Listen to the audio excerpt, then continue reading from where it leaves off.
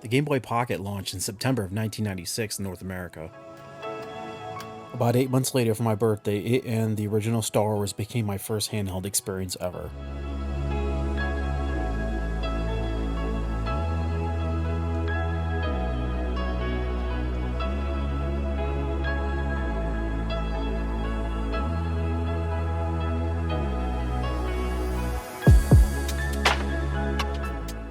My original Game Boy Pocket is long gone. I eventually traded it and the games I owned in for newer hardware. Fast forward to the COVID-19 pandemic, and I was looking for productive ways to keep busy, and I found at the time you could get surplus Game Boys in carts from Japan for almost nothing compared to what they are here, especially now. So I was buying them up by the box full so I could repair and refurbish them and kind of use that as something to stay busy at the time. Despite all that, I haven't picked up and actually played a Game Boy Pocket in a really long time.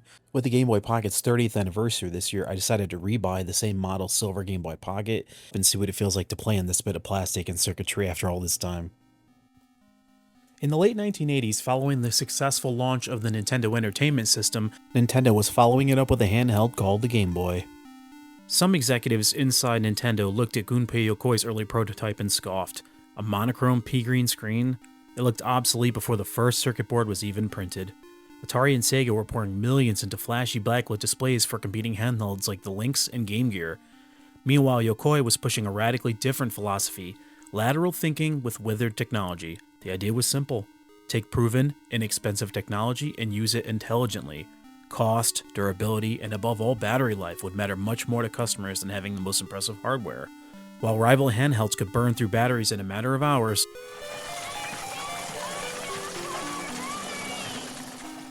the Game Boy could keep playing for something closer to days of normal use.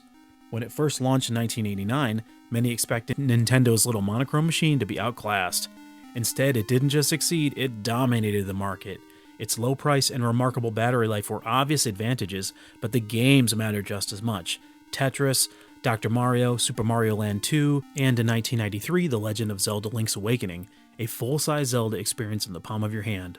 The Game Boy wasn't powerful, but it was the home to the kind of games people wanted to actually play. By the early 1990s, the Game Boy was everywhere. It was so durable that one famously survived being removed from a bomb-damaged building during the Gulf War. It was later displayed for many years in Nintendo's flagship store in New York. But the Game Boy didn't need to be a looker to succeed. By the middle of the decade, though, its aging design was beginning to show. In 1995, Nintendo introduced the Play It Loud series, giving the Game Boy some much-needed color on the outside, but underneath, it was still the same basic machine powered by 4 AA batteries and carrying a design that was now several years old. In 1996, Nintendo finally gave the Game Boy something it hadn't seen since its original launch, its first true iterative redesign.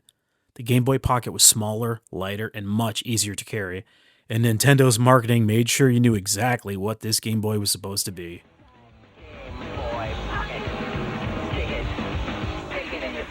The Game Boy Pocket's redesign slims down the complicated Game Boy circuitry onto a single printed PCB, while also maintaining the original's entire game library and cartridge capabilities.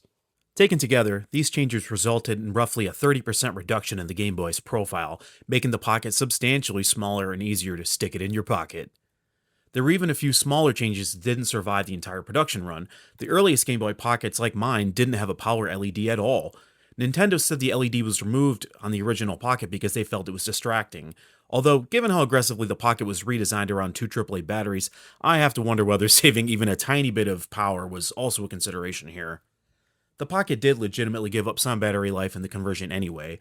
While the original Game Boy could run for roughly 10 to 30 hours depending on the batteries and how it was being used, the Pocket typically managed something closer to around 8 to 10 hours.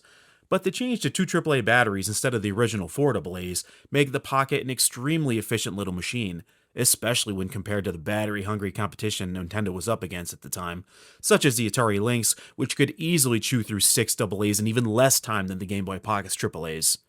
When I got my own Game Boy Pocket in the spring of 1997, I had only one game with it, the original Game Boy version of the original Star Wars.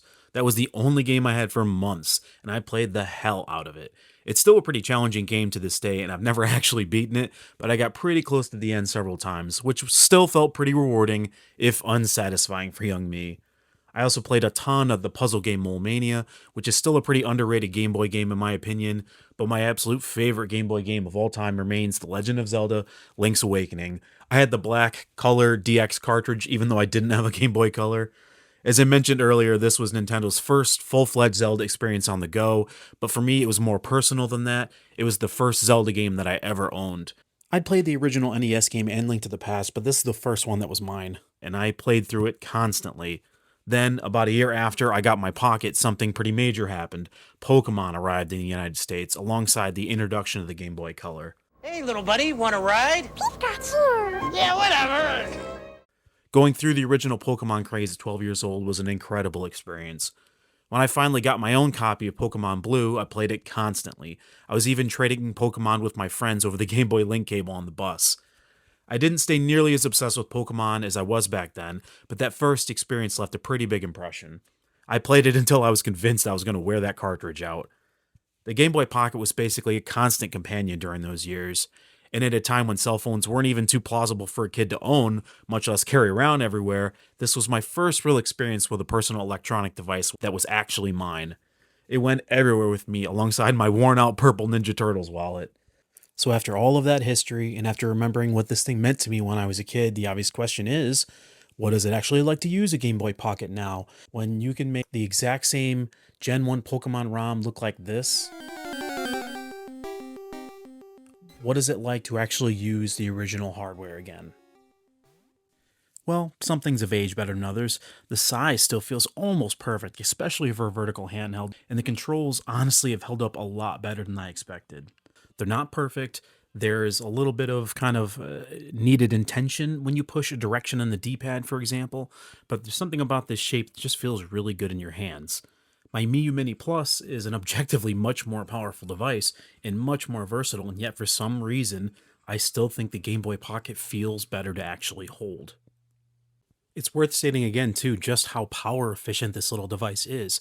Running this game, the Game Boy uses about a quarter of a single watt to play Zelda Link's Awakening right here. By comparison, my Iron Thor uses something like 10 to 12 times the amount of power, even in a low brightness setting, to play this game, and it's certainly not an apples to apples comparison in terms of charging technology, but it's really interesting nonetheless. The Game Boy Pocket wasn't perfect though in 1996, and it sure isn't now. It's very limited with 2 action buttons only, like the original NES and the original Game Boy. The library is pretty limited by modern standards, and the display is only 2.56 inches. That's even smaller than the display on the original Miu Mini. And that lack of a backlight still sucks. Knowing all of the Game Boy Pocket's limitations, it kind of begs the question, is the Game Boy Pocket important?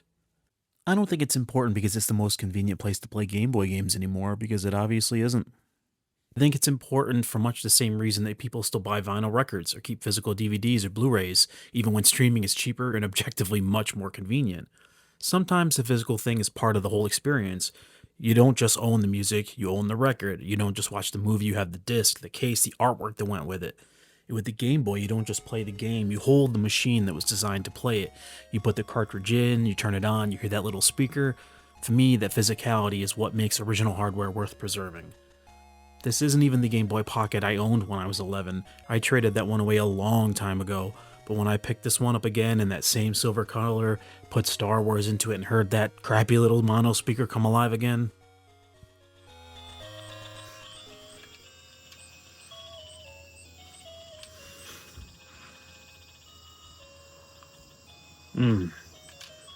for a moment, the fact that this wasn't my original device didn't seem to matter that much.